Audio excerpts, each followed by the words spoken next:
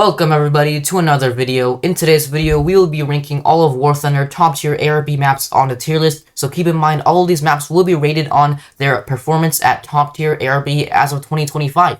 One more thing to remember is that every single map does favor a slightly different playstyle, so this will be a little bit of personal opinion, but I will try to be as generalized as possible and address different types of playstyles. So without further ado, let's get straight into the video. Our first map will be Vietnam, and in my opinion, Vietnam is a pretty standard map in War Thunder. There aren't too many high mountains, low valleys, or just any obtrusive terrain, to be honest. This map is pretty relatively large, and it's just a pretty simple map in War Thunder. Now, I will say one thing is multipathing is a bit difficult on this map due to a lack or an abundance of trees all around the map that are pretty tall. One more thing about this map is it is a little bit difficult to take any extreme aggressive routes, as once again, the lack of terrain kind of makes it hard to set up ambushes.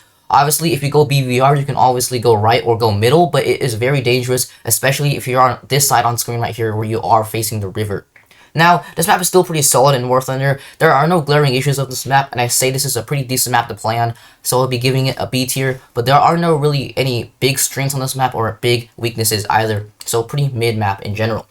Our next map will be Golan Heights, and Golan Heights is kind of in the same boat as Vietnam when I take it as a standard map. This map is pretty large, around the same size, and also has a little bit more hilly terrain, but I still feel like multipathing at times can be more easier, just because this map has some flatter parts with no trees.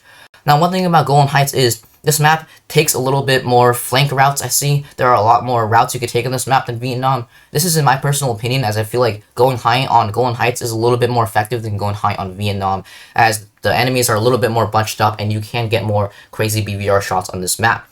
Still though, this map doesn't have too much obtrusive terrain, just like Vietnam, so it is a little bit difficult to set up super high ambushes or going right and trying to flank the entire enemy team. This map is not bad at all, and in my opinion, I actually like it better than Vietnam, just because I feel like I am more consistent on Golan Heights, just because I feel like it's easier to position on this map just a little bit better. So I'll be giving Golan Heights an A tier. Our next map will be Sinai, and Sinai is a map I haven't seen in the rotation in quite a long time. It's probably out of the map cycle, but I will be talking about it anyways, as I used to like this map quite a lot. This map is very flat, no trees at all, so it's super easy to multipath, and this map favors basically both playstyles of BVR and deck hugging, as it is very easy to multipath, and going high on this map is pretty effective as well. Once again, Sinai has been out of the rotation for a long time, so it'd be pretty nice to see this map back, as it is pretty versatile, the map size is pretty good, and you can just take advantage of both playstyles no matter what player you are. So I'll be giving Sinai an A tier for this. In my opinion, this will be next to Golan Heights.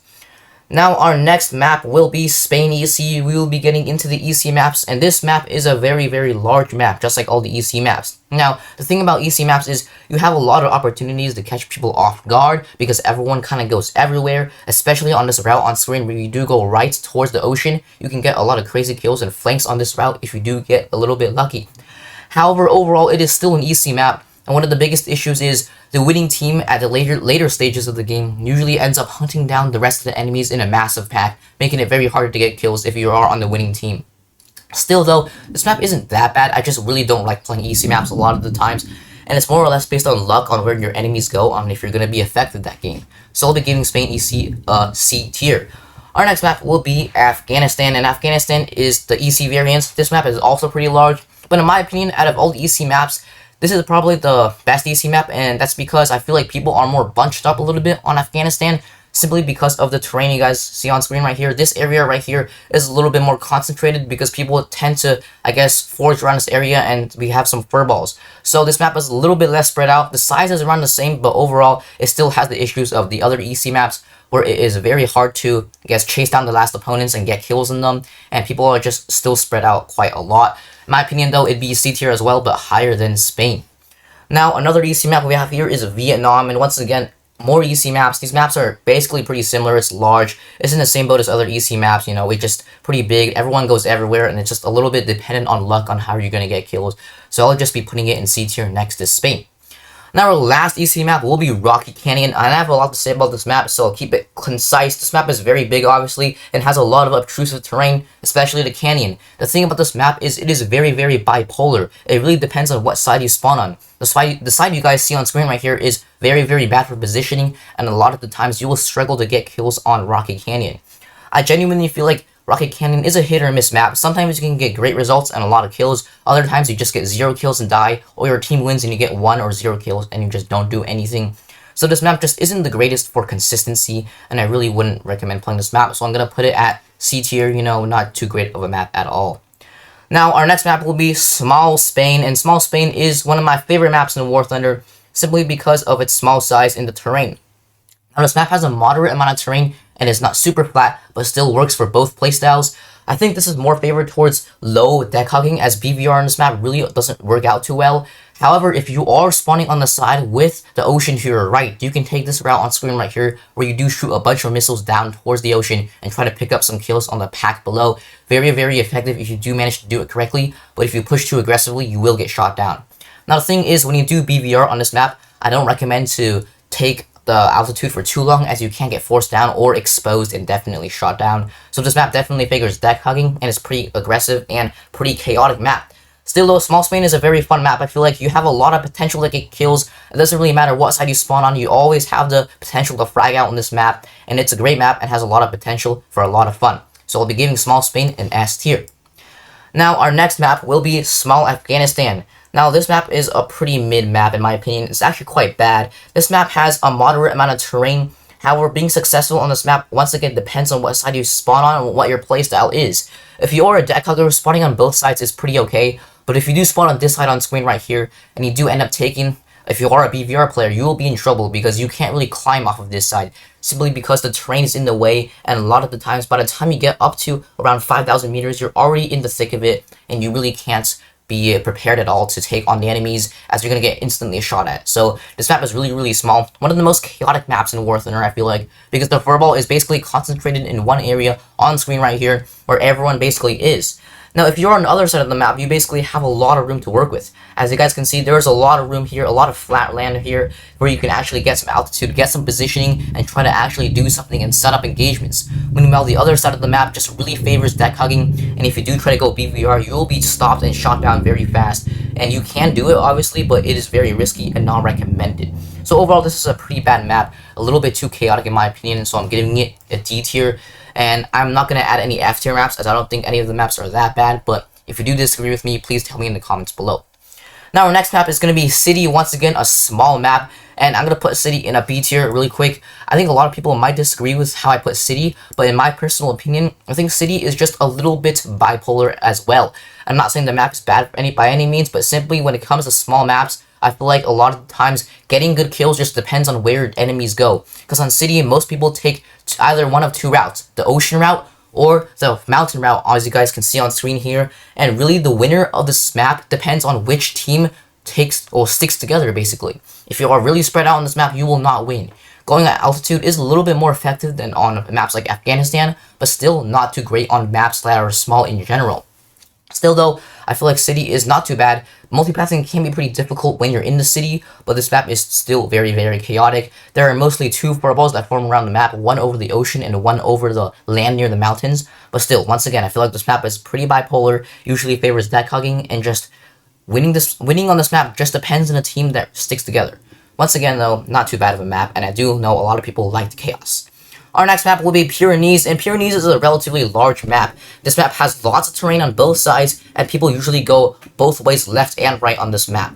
Now, when it comes to this map, I feel like Pyrenees is built for BVR or beyond visual range fighting. That timing does work, and you can go straight down the middle, but it is very risky. I see a lot of people do this and die instantly. I know I see this on Bad Karma's channel sometimes, but I really don't recommend it unless you're flying a plane really built for chaos like the Gripen.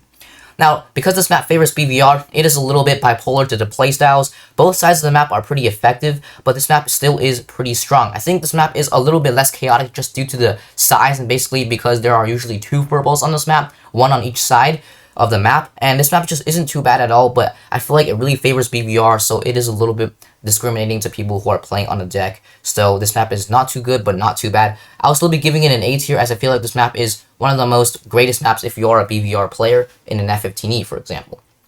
Now our next map will be Kamchatka, and Kamchatka is an amazing map. This map is relatively large. There's a moderate amount of terrain, but there are some pretty big mountains or volcanoes in the map, as you should say. Now, this map is pretty fun to play on. Both sides are pretty effective in battle, and I just think this map is such a versatile map. It's very good for a variety of playstyles. If you want to climb, you got it, because this map is pretty good for climbing. If you want to deck hug, this map is pretty good for deck hugging as well. This map is pretty chaotic at times, especially when the furball divides around this area right here on screen. But still, I feel like Kamchatka is a map where you can play a variety of playstyles. It's really versatile, and just a map with a lot of room to work with, a lot of room to set up, and both sides being very effective. So this is a very solid, really well-rounded map, no major downsides, and has a little bit of everything, including terrain, flat land, and allows many playstyles. So I will be giving Kamchatka an S tier as my favorite map in War Thunder. Now our next map will be Rocky Pillars, and Rocky Pillars, once again, kind of like Rocky Canyon, is just a bipolar map. If you spawn inside the canyon, it is just a lot harder to get things done just because you have a huge position disadvantage in BVR. There are not many routes you can take from the canyon simply because you're kind of pressured to go left. If you go right, you usually don't have enough teammates. And trust me, you do not want to be rushing right over this area right here, or you will 100% die. Some people try to go around the canyon on the right side, and I see a lot of people do this and fail, so once again, not a very easy route to master. So it really depends on which side you spawn on. If you spawn on the other side, you have a huge position advantage, and you can really set up a lot more engagements more effectively. I feel like in early game, this map is obviously favoring towards one side. However, the thing is, once the battle kind of thins out a little bit, the BVR fighters are either forced down to the deck or dead. At that point in time, the map becomes more evened out, and I feel like that's when this map becomes pretty fun to play on.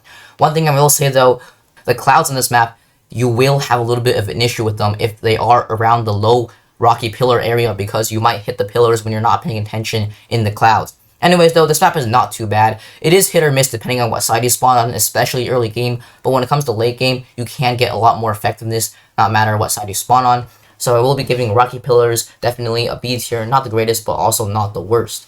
Now, our next map will be Mysterious Valley, and Mysterious Valley is also a relatively large map with lots and lots of terrain, lots of high valleys and mountains everywhere on this map. One thing about this map I will say is positioning is absolutely key if you want to get high kills. Like Rocky Pillars, people kind of go everywhere on this map, so it is very good if you want to go high and very good for BVR. One thing is, if you're going to go altitude and do some BVR fighting, you have to have very good positioning skills, because if you're going to go on the deck, you will have a lot of trouble.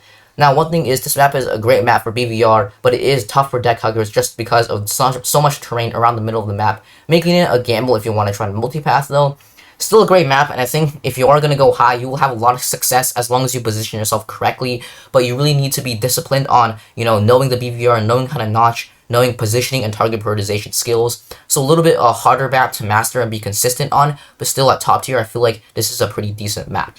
So I will be giving Mysterious Valley an A tier. Our last map will be Southeastern City, and this map is a moderate amount of terrain in it, and it is also relatively large. But even though there are a lot of hills and mountains, there's a lot of flat land and ocean as well, which makes it pretty easy to multipath. In my opinion, this map is pretty relatable to Kamchatka, as it both favors BVR and deck hugging, as you can do both on this map. In my personal opinion, this map is pretty fun, and there are pretty good positions and routes you can take, and a variety of them, especially because terrain. Once again, I'll say this, if you have a lot of terrain on the map, it really favors people who are able to manage to get those good flanks on and be able to get a lot of kills. So this map does require some positioning skill, but realistically, I feel like this map is just very good for both playstyles of BVR and deck hugging. And once again, positioning is obviously key on this map because of the terrain and size, but I feel like it's a little bit more beginner friendly, as you do have a lot more room to work with on the deck, simply because the ocean covers a vast majority of this map. So, overall, this map is pretty solid, just like Kamchatka, but it is a little bit more complicated and can take a little bit more know-how to master due to the terrain being more spread out through the middle of the map. Still, though, this map is pretty decent, can be quite chaotic at times, especially over the city, but I will still be giving this map an S tier underneath Kamchatka and in between Small Spain. So guys, that basically wraps up the video. If you guys have any critiques, comments, or questions, please tell me in the comments below. Don't forget to subscribe or leave a like, and I'll see you guys in the next video. Bye-bye.